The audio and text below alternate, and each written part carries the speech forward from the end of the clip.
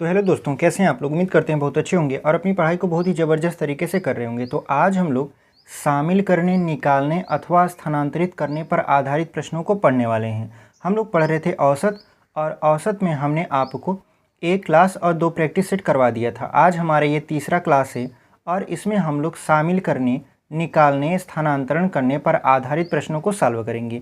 ये प्रश्न कैसे होते हैं और ये आपके सवाल में कैसे पूछे जाते हैं, सारी चीज़ों को डिस्कस करेंगे। तो चलिए बिना देरी की वीडियो को शुरू करते हैं। देखिए, सबसे पहले जो हम लोग टॉपिक पढ़ने वाले हैं वो पढ़ने वाले हैं शामिल करने पर आधारित प्रश्न।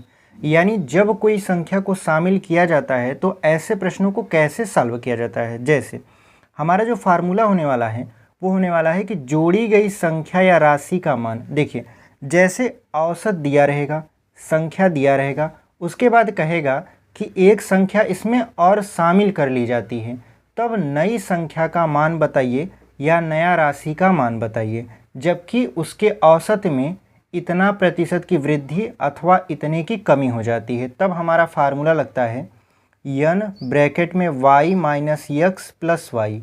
ये y क्या है? y आपका है बढ़ा हुआ औसत। जब आप किसी संख्या को शामिल करोगे तो उसमें औसत उसका बढ़ जाएगा। उसके बाद ये आपका यक्स क्या है? ये आपका पहले का औसत है, मतलब शुरू वाला औसत है जो कि आपका दिया रहता है। उसके बाद आप उसमें क्या कर दोगे? y को जोड़ दोगे। कहने का मतलब ये है कि आप औसत में अंतर निकालोगे। औसत में अंतर निकालने के बाद फिर कितनी संख्या दी गई है उसका गुणा करोगे, फिर जो आपका बढ़ा हुआ औसत है उसको जोड़ दोगे तो आपका उत्तर आ जाएगा। जैसे हमने आपका पहला प्रश्न लिया है, इस प्रश्न को पढ़िए, बहुत ही अच्छा प्रश्न है।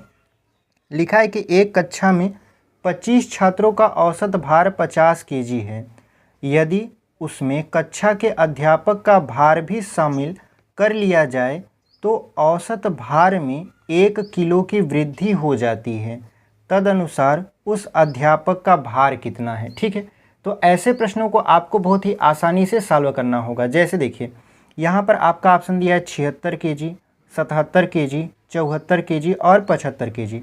देखिए, इसमें सबसे बड़ी दिक्कत यह है कि आपको सवाल एकदम ध्यान से पढ़ना है। यदि आपको सवाल समझ में आ गया तो आपको उसका आंसर भी समझ में आ जाएगा। और पेपर में यही होता है, जिसको सवाल समझ में आ गया उसको उसका आंसर भी समझ में आ ही जाता है। तो देखिए, यहाँ पे लिखा है कि एक कक्षा में 25 छात्रों का औसत भार 50 केजी है।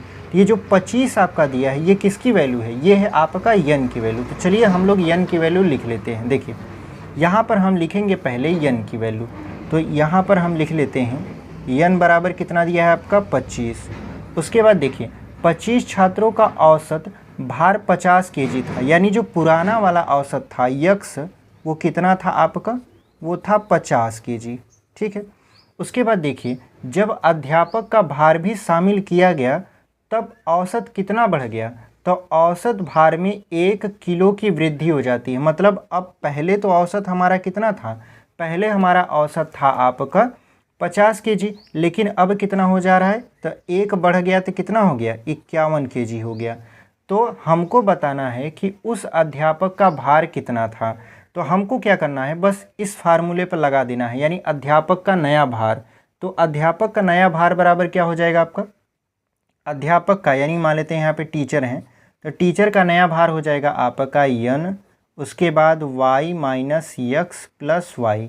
इसी फार्मूले से हम लोग सॉल्व करेंगे। n जो कि हमारा दिया है 25, यहाँ पे 25 लिख लेंगे।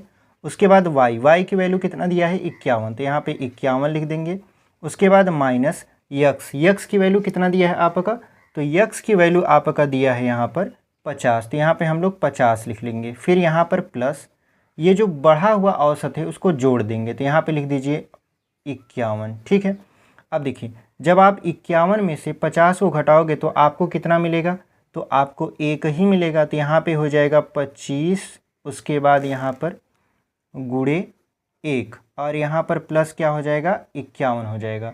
अगर आप इसको जोड़ोगे तो जब आप इसे जोड़ोगे तो कितना हो जाएगा? 25 से कम 25, तो लिख दोगे 25, उसके बाद यहाँ पर प्लस 51 बराबर कितने के? तो आप जानते हो कि 25 और 51 जोड़ेंगे तो कितना हो जाएगा? 76 किलोग्राम। ठीक है, 5 और 1 6 और 5 2 7, तो कितना आंसर आया आपका? 76 किलोग्राम। तो ऑप्शन नंबर ए में आप देख रहे हो कि 76 किलोग्राम दिया है और यही आपका क्या हो जाएगा? सही उत्तर हो जाएगा। तो option number A is the right answer. तो उम्मीद करते हैं आपको ये जो सवाल हम बताए हैं बहुत अच्छे तरीके से समझ में आया होगा। आप बेसिक जो फार्मूला लगा के सॉल्व करते हो उससे भी सॉल्व कर सकते हो, आंसर आपका आ जाएगा। लेकिन ये वाला फार्मूला आपका टाइम बचाएगा, इसलिए हम इस वाले फार्मूले को यूज कर रहे हैं। तो उम्मीद करते हैं आपको ये जो पहला सवाल शामिल करने पर आधारित जो प्रश्न था बताए हैं आपको बहुत अच्छे तरीके से समझ में आया है। चलिए बढ़ते हैं अपने दूसरे प्रश्न में और देखते हैं कि हमारा दूसरा प्रश्न क्या है।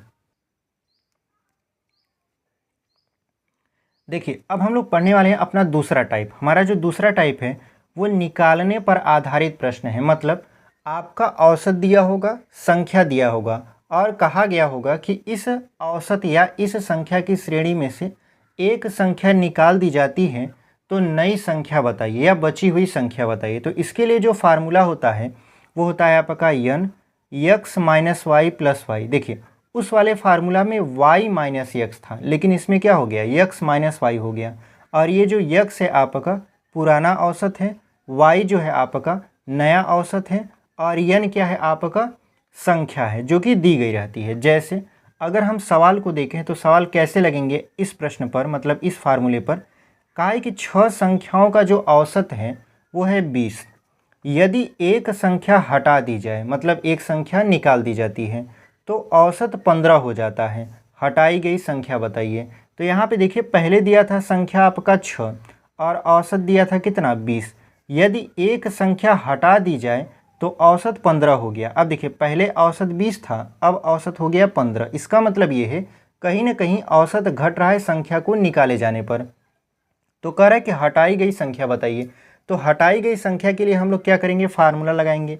यानी यहाँ पे लिखेंगे हटाई गई, यहाँ पे आप लिखोगे हटाई गई, यहाँ पे लिख दोगे संख्या। ठीक है, हालांकि पेपर में आपको इतना नहीं करना पड़ेगा, आपको हम समझा रहे हैं इसलिए सारी चीज़ों को लिख कर बता रहे हैं ताकि आप सीख जाओ। एक बार आप सीख गए उसके बाद आप अपने से एकदम प्रैक्टिस करोगे, बहुत अच्छे तरीके से लगाओगे।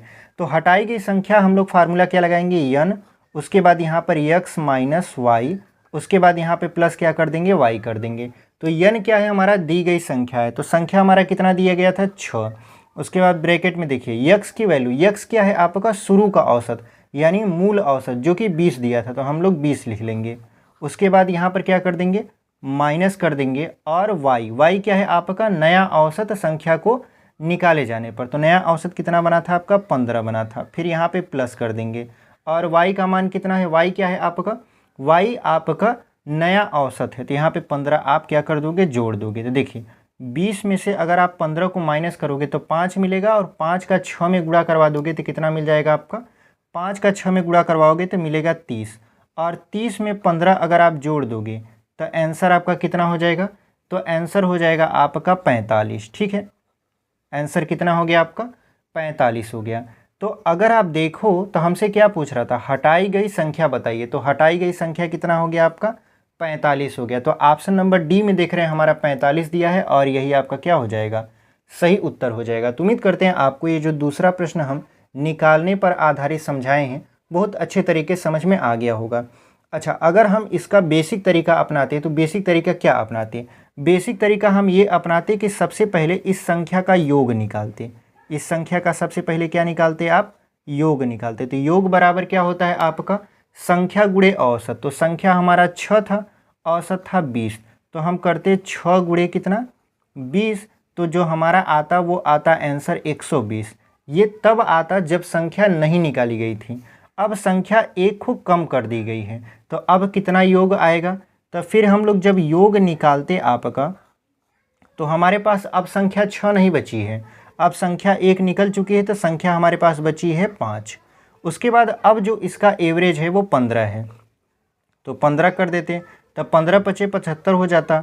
उसके बाद जो संख्या निकाली गई है उसको हमको बताना था, तो हमको 120 में से इस 75 को माइनस करना पड़ता।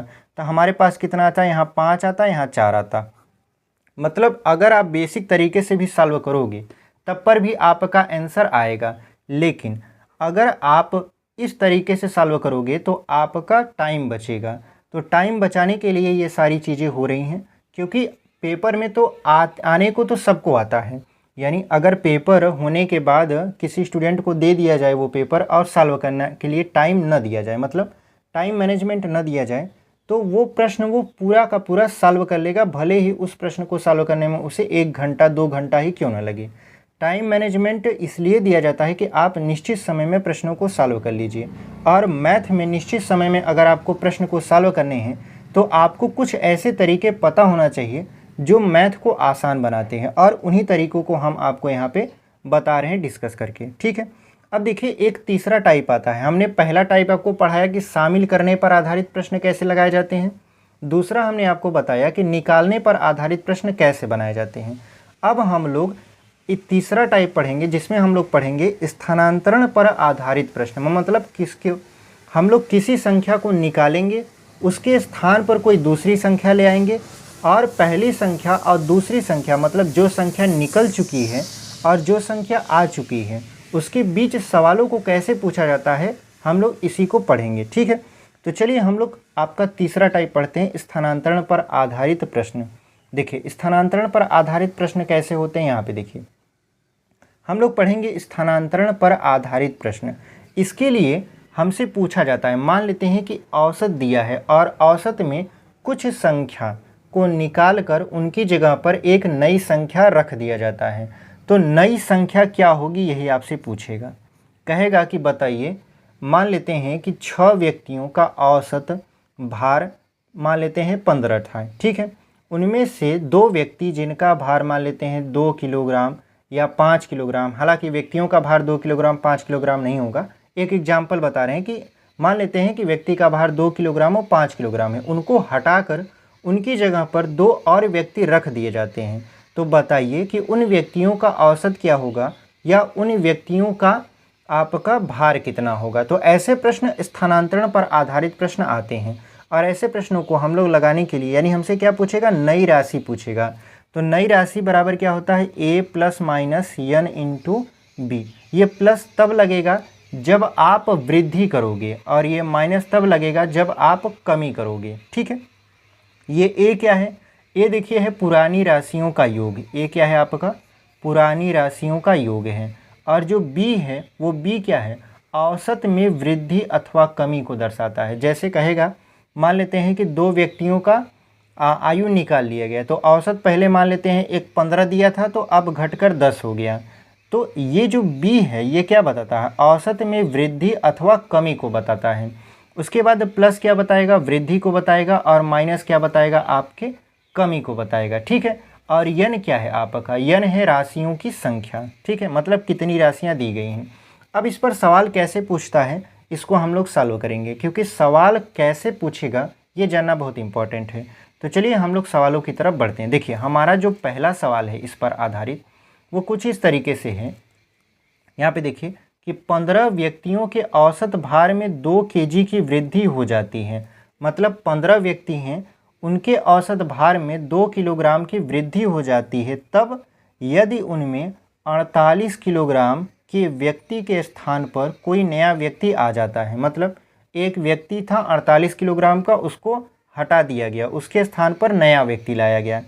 तो नए व्यक्ति का भार ज्ञात कीजिए। ऑप्शन आपके पास 4 ठो दिया है, 78 किलोग्राम, 79 किलोग्राम, 80 किलोग्राम और 82 किलोग्राम। देखते हैं कि इसका आंसर क्या आएगा। देखिए यहाँ पर 15 व्यक्तियों के औसत भार में तो यन बराबर कितना हो जाएगा, 15 हो जाएगा। तो सबसे पहले यन बराबर हम लोग लिख लेते हैं, यन बराबर कितना हो जाएगा आपका 15। ठीक है, उसके बाद देखिए उसके बाद औसत भार में वृद्धि कितनी की हुई है, तो 2 किलोग्राम की वृद्धि हुई। वृद्धि कौन दर्शाता है, ये बी दर्शाता है, औसत में वृद्धि अथवा कमी। यानी जो बी की वैल्यू है वो हमारा दिया है कितना, 2 केजी। उसके बाद देखिए अब 48 किलोग्राम का व्यक्ति था जो कि हटा दिया गया है। तो जो ए था वो क्या है, पुरानी राशियों का योग। यहाँ देखिए ए जो था वो क्या था, पुरानी राशियों का योग था, यानी पुरानी राशि हमारी 48 दिया है। तो ए बराबर हम क्या लिख लेंगे यहाँ पर, ए बराबर हम लिखेंगे यहाँ पे 48। ठीक है, 48 केजी हमसे पूछ रहा है। तब नए व्यक्ति का भार यानी नया व्यक्ति पूछ रहा है, तो नए व्यक्ति मान लेते हैं यन को, न्यू। ठीक है, कितना फार्मूला होता है हमारा फार्मूला देखिए यही होता है, यहाँ पर a plus minus n b. Plus कब लगाते हैं, जब वृद्धि हो रही है। तो यहाँ पे वृद्धि हो रही है तो हम लोग क्या करेंगे, प्लस वाला फार्मूला लगाएंगे, यानी हम लोग फार्मूला यूज करेंगे आपका। यहाँ पे देखिए ए प्लस यन और बी का। यही फार्मूला हम लोग यूज करेंगे और हमारा आंसर आ जाएगा। तो देखिए यन बराबर क्या हो जाएगा, यन बराबर यहाँ पर ए का मान है 48, फिर प्लस यन की वैल्यू कितना है 15 है, उसके बाद बी की वैल्यू कितना है, तो बी की वैल्यू देखिए आपका कितना दिया है, 2 दिया है, तो 2 लिख दीजिए।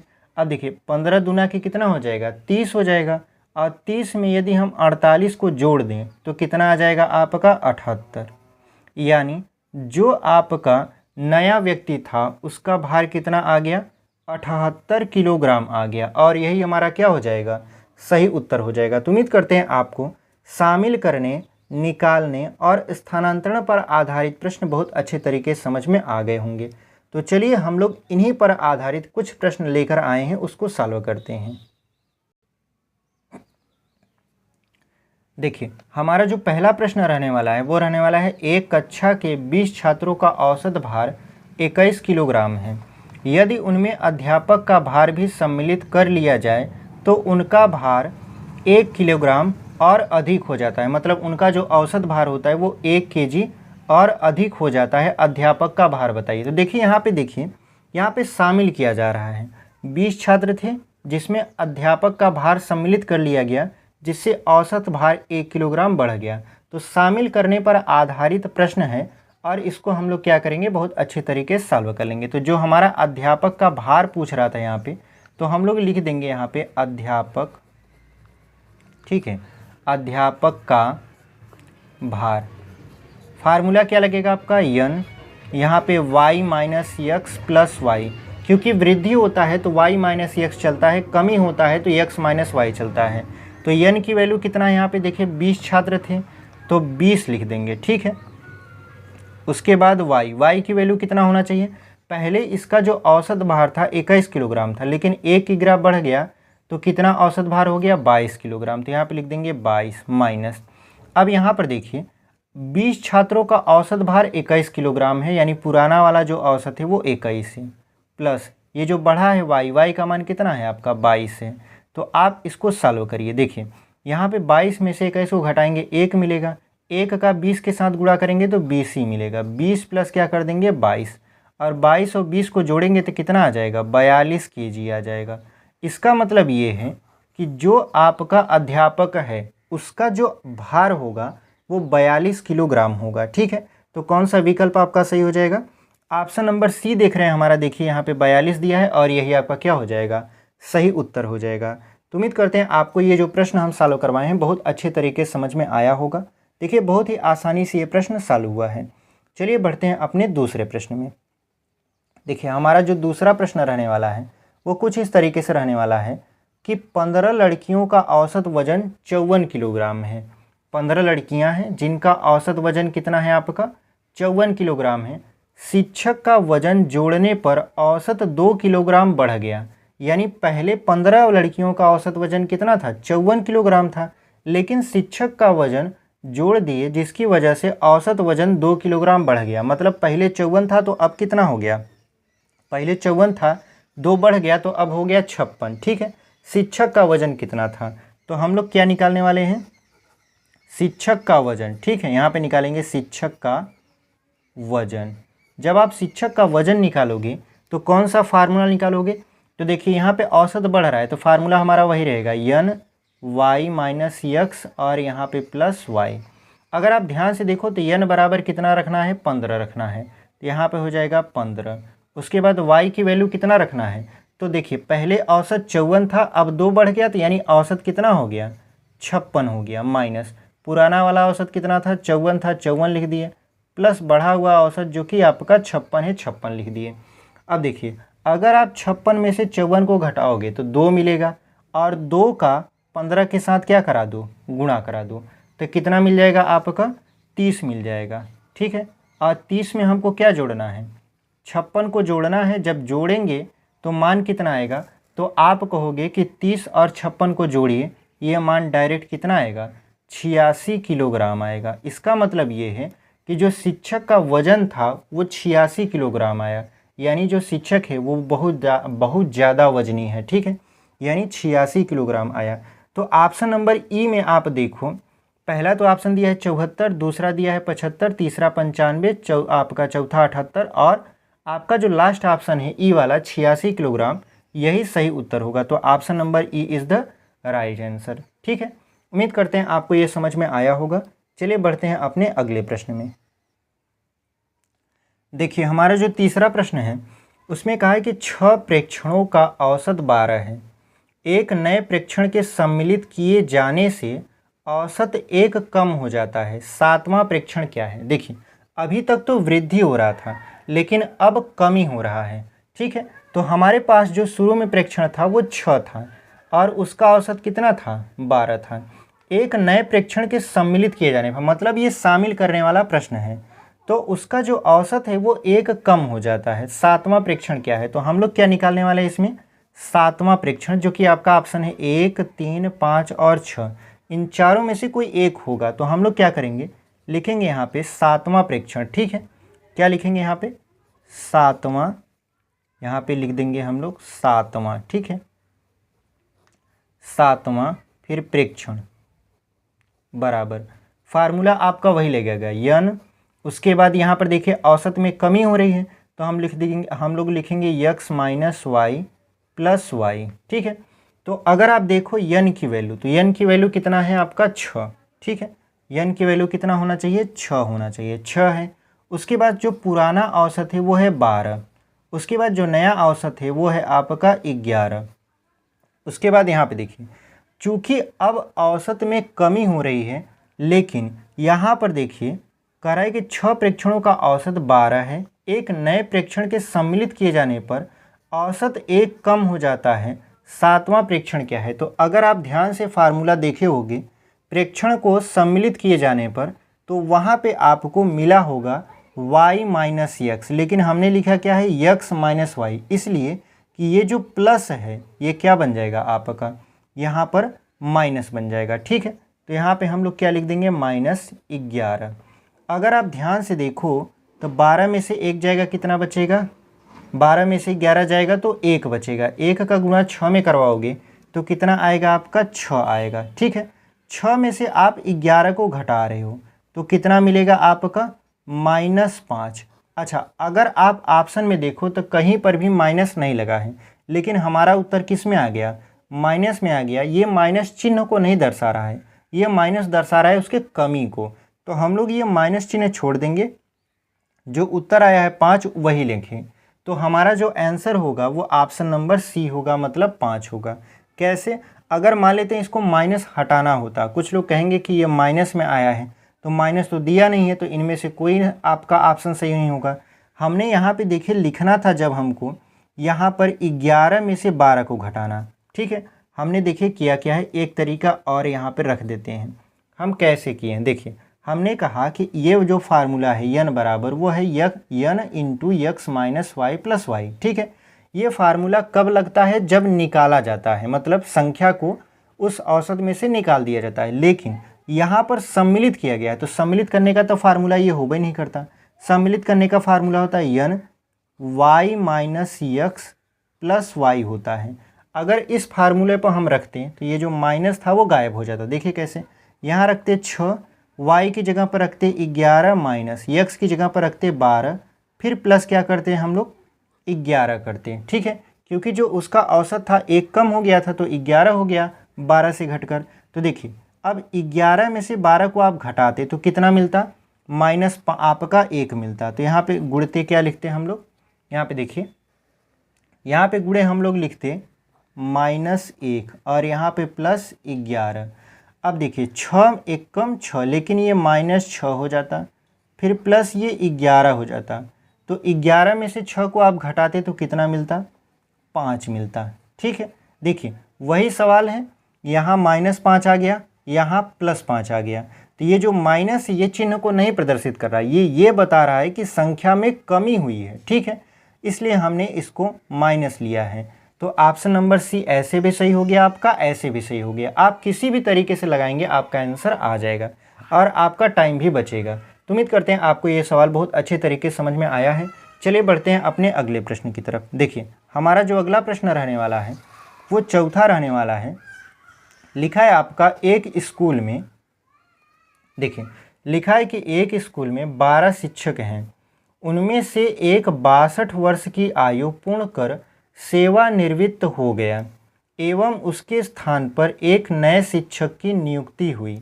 इस परिवर्तन से स्टाफ की औसत आयु 3 वर्ष कम हो जाती है।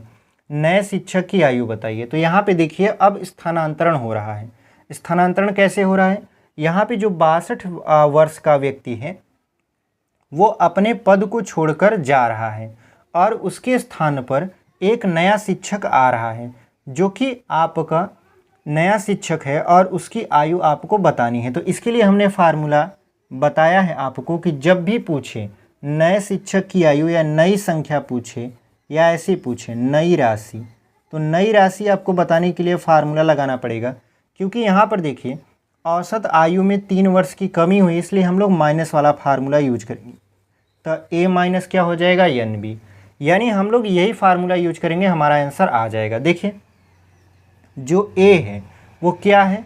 वह राशि है जिसको निकाला जा रहा है। तो यहाँ पे देखिए 62 वर्ष के व्यक्ति को निकाला जा रहा है, तो लिख देंगे 62 माइनस n कितना था? तो 12 लोग थे, 12 शिक्षक थे, कितने की कमी हुई? तो 3 वर्ष की कमी हुई, तो यहाँ पर 3 लिख देंगे। तो ये हो गया आपका, देखिए यहाँ पर 62, उसके बाद 12 तिहाई कितना हो गया? 36। तो 62 में से यदि अगर आप 36 को घटाओगे तो आपको कितना मिलेगा? 26 वर्ष मिलेगा। इसका मतलब ये है कि जो नया शिक्षक है वो 26 वर्ष का है।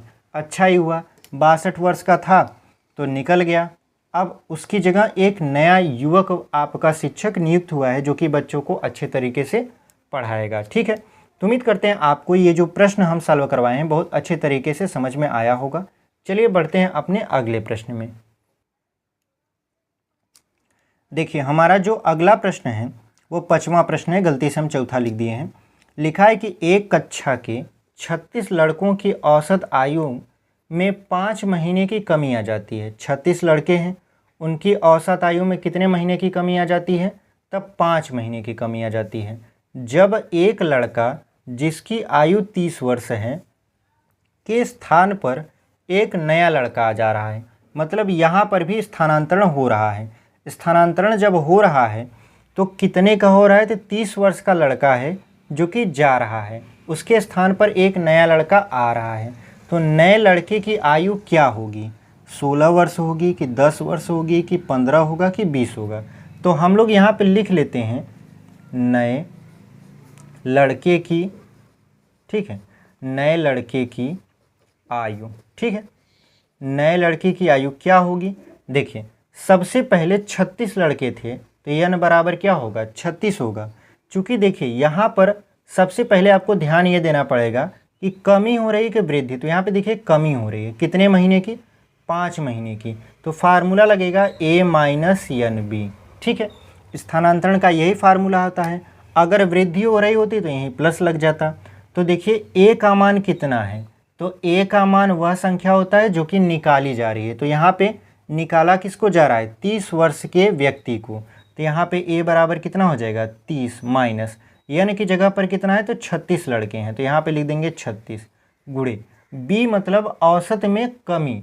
तो औसत में कमी 5 महीने की हो रही है, लेकिन ये जो 5 महीना है इसको हम लोग साल में बदलेंगे तब जाकर ये हमारे लिए यूजफुल होगा। तो साल में बदलने के लिए 12 से हम लोग क्या कर देंगे?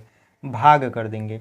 तो 12 तिहाई कितना होगा? 36 और 3 पचे 15। इसका मतलब ये है कि ये हो जाएगा 30 माइनस 15, और 30 में से अगर आप 15 को घटाओगे तो कितना आ जाएगा?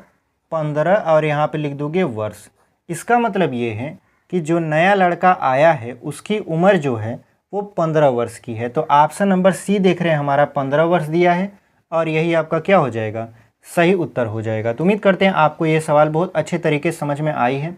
चलिए बढ़ते हैं अपने अगले प्रश्न में। देखिए हमारा जो अगला प्रश्न है वो यहाँ पे लिखा है 6वां कि 10 व्यक्तियों की औसत आयु में 1 वर्ष की वृद्धि हो जाती है। यानी 10 व्यक्तियों की औसत आयु में 1 वर्ष की वृद्धि हो जाती है यदि 42 तथा 38 वर्ष के 2 आदमियों के स्थान पर 2 औरतों को सम्मिलित कर लिया जाए। मतलब 48 साल, 48 नहीं 42 साल और 38 साल के दो आदमी हैं, उनको हटा दिया जाता है।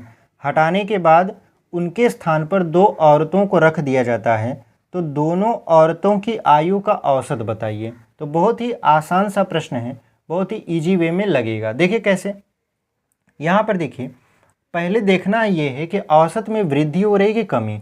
तो अगर आप देखो तो लिखा है औसत आयु में 1 वर्ष की वृद्धि हो जाती है। इसका मतलब ये है, स्थानांतरण का तो प्रश्न है लेकिन ये प्लस से लगेगा। प्लस से मतलब जो औरतों का आयु होगा, ठीक है, औरतों की यहाँ पे लिख देते हैं आयु, ठीक है, क्योंकि पुरुष जा रहे हैं उसके स्थान पर औरत आ रही हैं, तो उनकी आयु कितनी होगी, तो a प्लस एन बी होगा।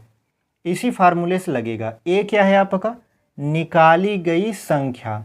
तो यहाँ पे कितनी संख्या को निकाला जा रहा है, दो संख्या को, 42 और 38। तो a बराबर हो जाएगा आपका 42 और यहाँ पर प्लस लिख देंगे 38, प्लस n की वैल्यू कितना है, तो 10 है। क्योंकि देखिए संख्या में कमी नहीं हो रही है, दो लोग जा रहे हैं तो दो लोग आ भी रहे हैं, मतलब 10 लोग थे तो 10 लोग पूरे हो रहे हैं। उसके बाद गुणे बी का मतलब ये है कि 1 वर्ष की वृद्धि हो जाती है। तो यहाँ पे b का मान कितना है, 1 है। अगर आप देखो 42 और 38 को जोड़ोगे तो 80 आएगा। कितना आ जाएगा, 80। 80 में फिर आपको जोड़ना पड़ेगा 10, कितना आएगा आपका, तो ये आएगा 80 और 10 90। यानी जो दोनों औरतों की आयु का योग है, ये क्या है आपका, दोनों औरतों की आयु का योग। क्योंकि आपका अलग अलग औरतों की आयु आप नहीं निकाल पाए, तो दोनों औरतों की आयु का योग आपने निकाला 90 वर्ष है। अब आपका औसत निकालना है इसका। तो आप जानते हो कि औसत यानी एवरेज बराबर क्या होता है, योग बटा के संख्या। एवरेज बराबर क्या होता है आपका, योग बटा के संख्या होता है। आपने योग पता कर लिया, कितना है, 90 वर्ष है, तो योग की जगह योग लिखिए 90।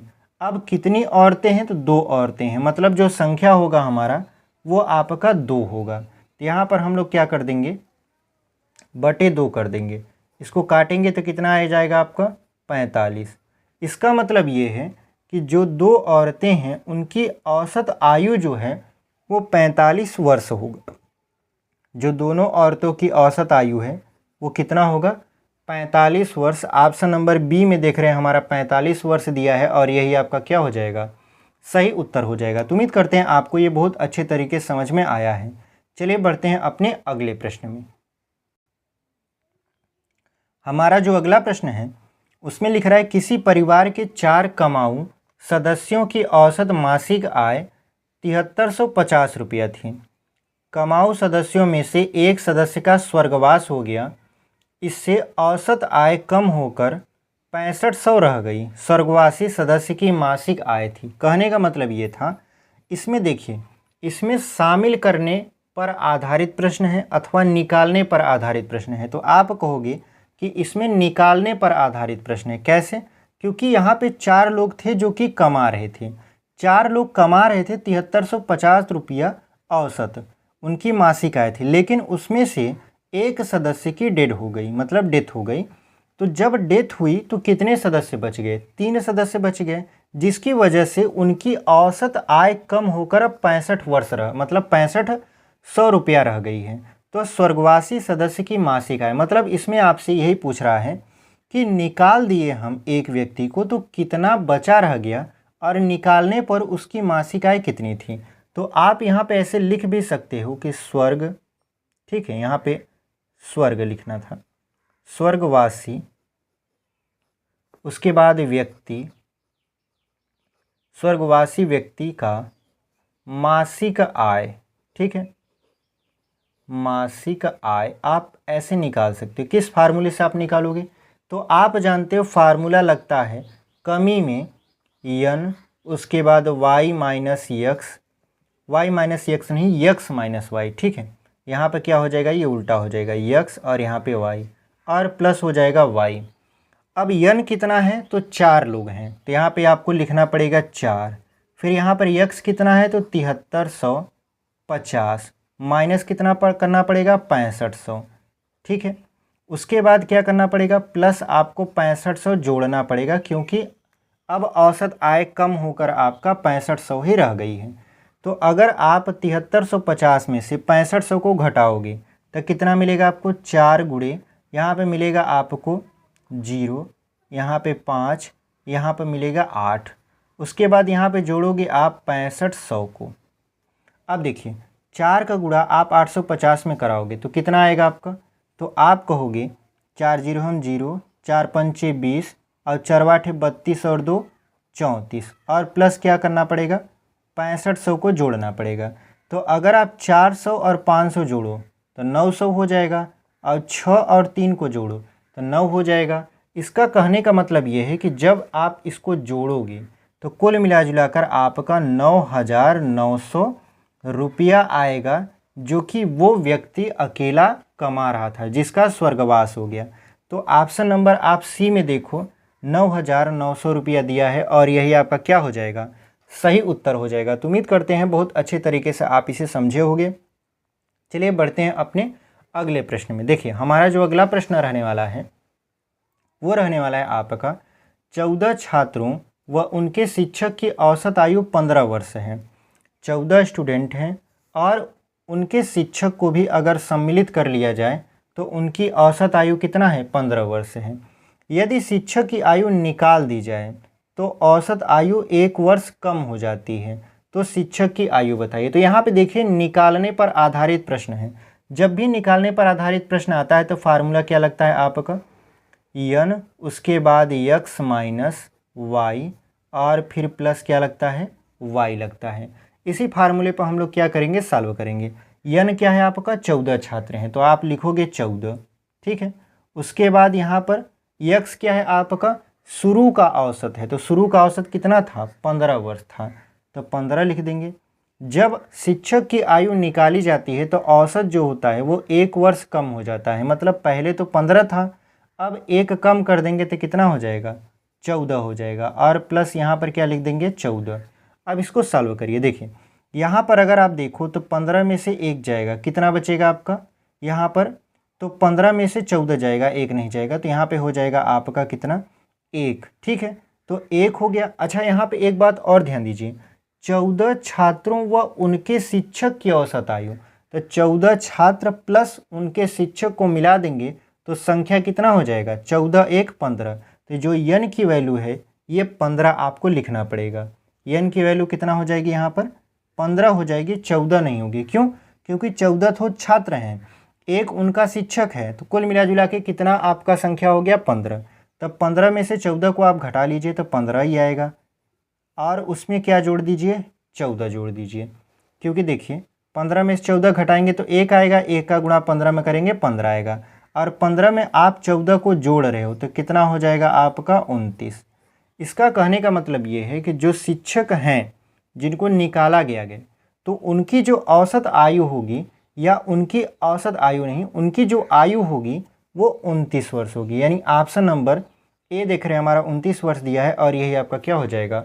सही उत्तर हो जाएगा। तो आप देखो केवल 2 लाइन में ये सवाल सॉल्व हो गया है। अगर आप इसे पुराने तरीके से करते, एकदम शुरू वाली विधि से करते जो आपको एकदम शुरू में बताए हैं, तो उससे करते तो आपका जो समय था थोड़ा सा ज़्यादा कंज्यूम होता। वो कंज्यूम समय ना हो इसके लिए हम लोग क्या कर रहे हैं, अपना एकदम आपको ट्रिक से समझा रहे हैं और अपने परिश्रम बैच में आपको एकदम मैथ शुरू से पढ़ा रहे हैं, ठीक है।